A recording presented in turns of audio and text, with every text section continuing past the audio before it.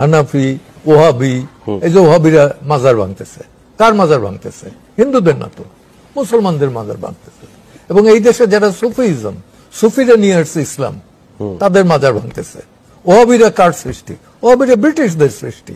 Ottoman এম্পায়ারের বিরুদ্ধে যুদ্ধ করার জন্য সৌদি আরবে আব্দুল ওহাবের দিয়ে এটা করাইছে, তার ফলোয়ার্সরা এটা শুরু করছে। এবং তারা একসময় কিন্তু অ্যাটেম্প নিছিল রাসূল পাক সাল্লাল্লাহু আলাইহি সাল্লামের মাজার এটাও ডিস্ট্রয় করবে। শেষ সময় ব্রিটিশের এবার অ্যাডভাইস দিচ্ছে যে এটা করতে যাও না, টোটাল মুসলমানদের এটা পড়বে গিয়ে তাদের গায়ে। ব্রিটিশেরা তো খুব শিয়ান, বেনিয়ার জাত, যে কারণে ওইটার মদিনায় করে নেয়।